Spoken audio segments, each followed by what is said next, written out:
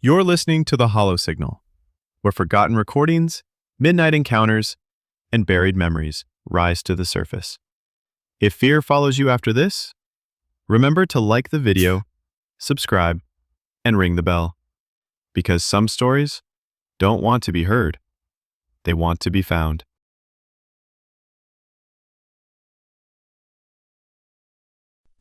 You ever notice how the world goes quiet between 3 and 4 a.m.?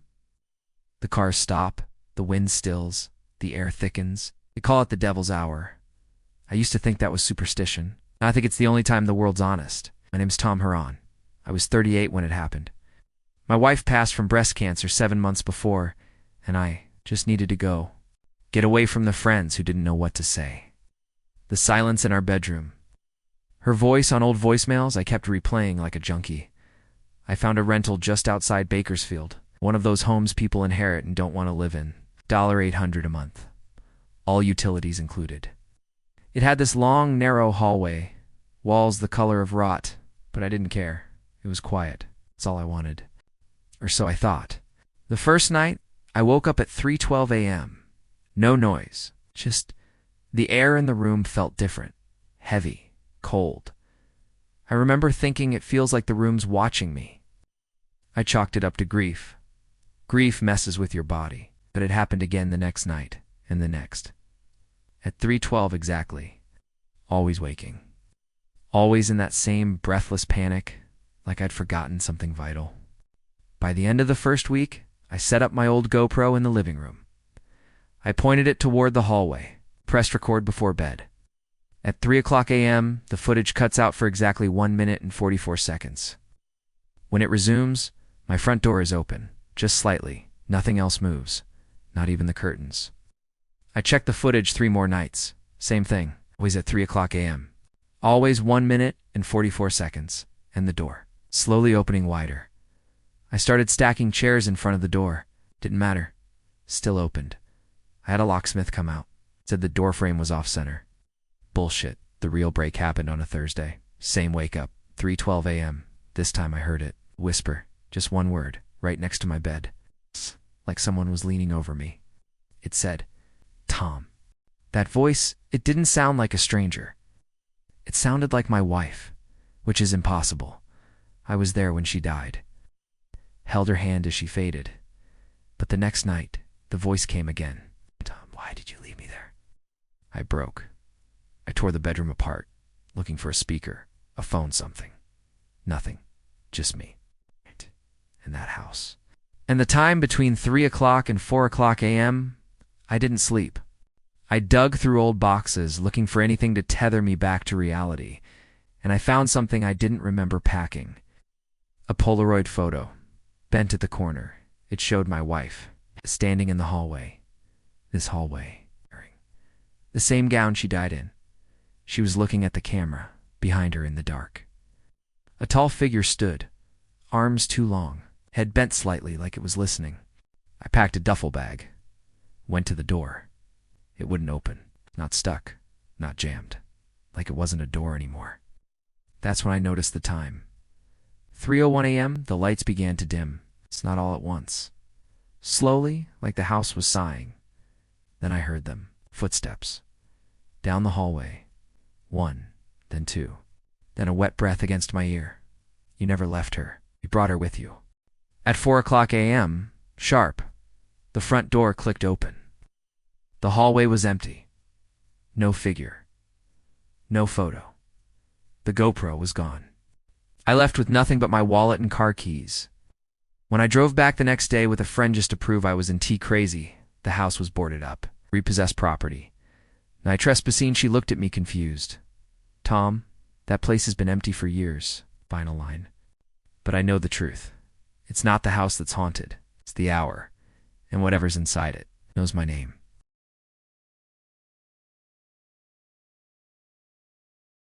They say the forest is alive.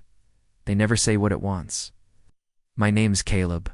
In 2011, after my father died of a stroke, I went back to the place he loved most, a small cabin deep in the woods outside Willow Creek, California.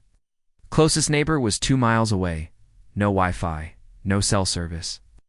My dad called it sacred space, said it was where the mind goes quiet. I went there to grieve. But the forest was already grieving something else. It noticed me. The first thing I noticed was the silence. You'd think, being deep in the woods, you'd hear birds, wind in the leaves, distant creaks of animals. But it was still, not quiet still, like the world had hit pause.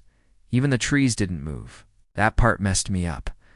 There'd be strong wind howling past the cabin, but the trees stood stiff, leaves unmoved, like they were listening. The first night, I chalked it up to nerves. I was alone. Grief messes with your head, but I kept waking up at 3:33 a.m. every night, always to the same sound. Footsteps, slow, crunching gravel just outside. I'd shine a flashlight out the window. Nothing. But every morning I found hoofprints in the dirt. Not deer, bigger, deeper, and only 4. Like a creature walking upright. One night I left my phone recording audio on the windowsill. I wanted proof. When I played it back in the morning, I heard it, breathing, long, ragged. Then, scratching, like someone running a nail along the wood. Then a voice soft but not human, it said, "He fed us. You must too." I started digging through my dad's journals. Tucked in one sketchbook was a note. "They come when the world forgets them. The still ones." I kept them calm. "You must too, or they'll take the house." I flipped through dozens of pages filled with drawings, antlered shadows, trees with mouths, men with no faces standing just out of focus. That night they came closer. I heard them on the roof, the walls. The damn trees started shaking from the inside like something was clawing to get out. I panicked. Remembered the old deer skull my dad kept above the fireplace. I put it outside in the dirt and whispered, "You can have it." The noise stopped. The air shifted. And for the first time, I swear, the trees exhaled. I left that morning. The forest never said goodbye. But 2 weeks later, I saw a listing for the cabin online. Realtor's description said, "Surrounded by still, untouched woods. Very peaceful. Former owner disappeared without a trace. Was dated 3 days before my dad died. So now I wonder, did he really die of a stroke? Or did he just stop feeding them?"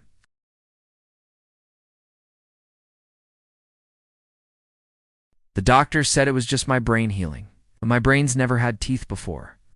My name is Elise. In 2010, I was recovering from a pretty bad concussion car accident. I was lucky. No bleeding, no memory loss. But my sleep was wrecked. They said it would pass. But it didn't. Instead, I started seeing her. It started small. I'd wake up and not be able to move. Classic sleep paralysis. Couldn't even blink. Just stare at the ceiling. It's the first time I saw what looked like someone standing at the foot of my bed. Oh, woman, tall, head tilted, too dark to see clearly. She didn't move, didn't breathe. She just stood there, watching me. I forced myself back to sleep, told myself it was a dream, but it happened again, and again. And each time, she was closer. I told my home care nurse about it.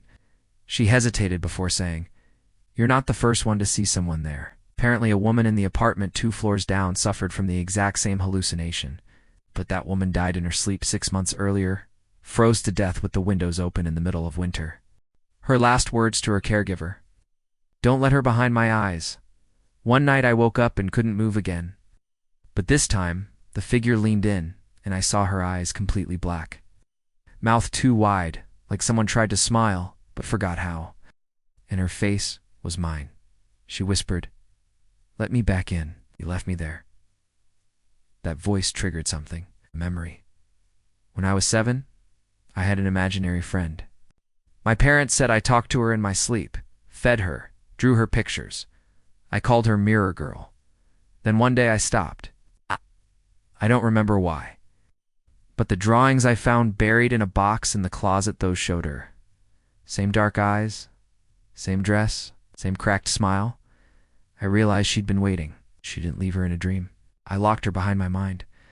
Now that I'd been hit concussed, something broke. A door opened. She started whispering to me during the day. "Just let go. It's easier." I packed. Left the apartment. Moved into a place with fluorescent lights in every room. Haven't seen her since.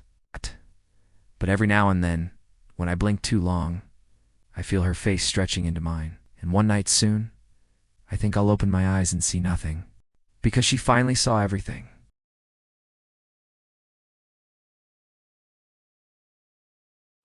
There's a special kind of terror that lives between sleep and waking, where you know you're awake, but your body's still trapped.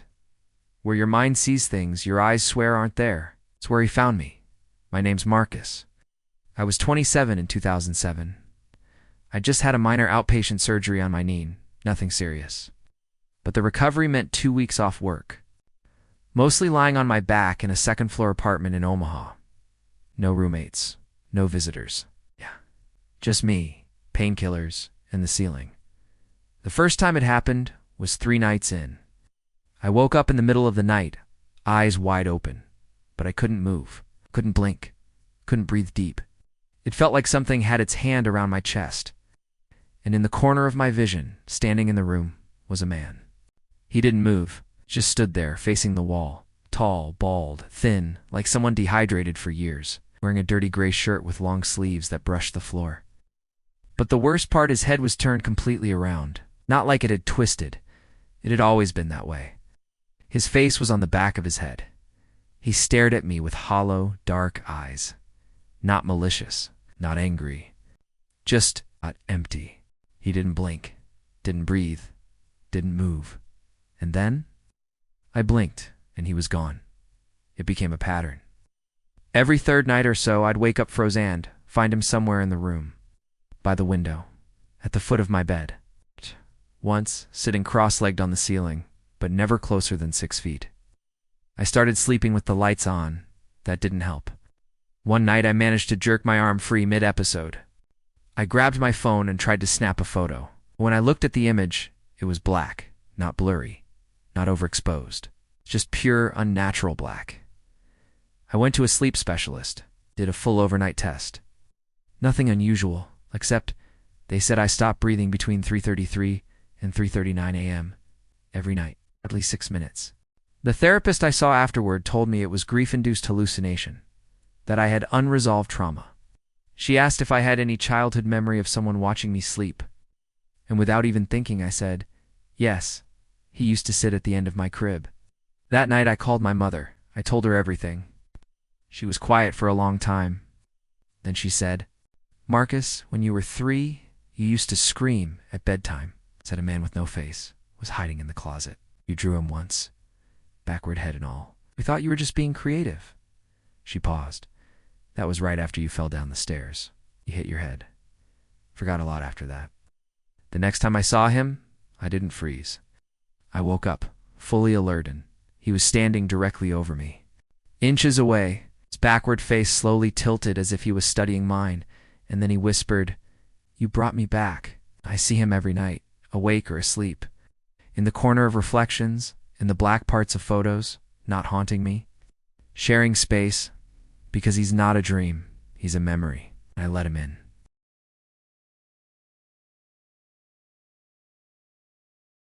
It wasn't the ringing that scared me.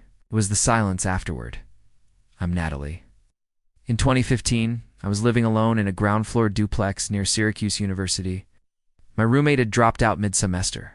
I couldn't afford to break the lease, so I stayed, worked nights at a bookstore, slept during the day. It wasn't great, but it was manageable.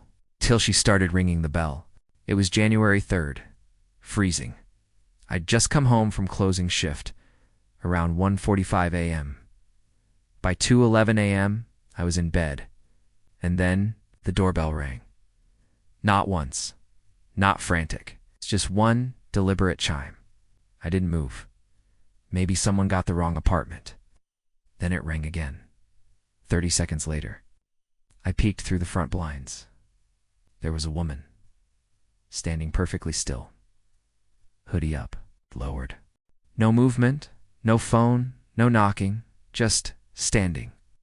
Eventually, she left. It happened again the next night, the next. Always at 2:11 a.m.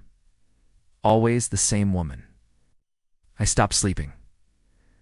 I started counting the seconds after the chime. 28 ring, 32 ring, like a ritual. I installed a cheap motion cam on the porch. Next night, same routine. This time, I watched the feed in real time on my laptop. She rang the bell, waited, then she looked directly into the camera, smiled, and mouthed something. I watched it over and over, slowed it down. She was saying, "Not yet." I finally called the cops.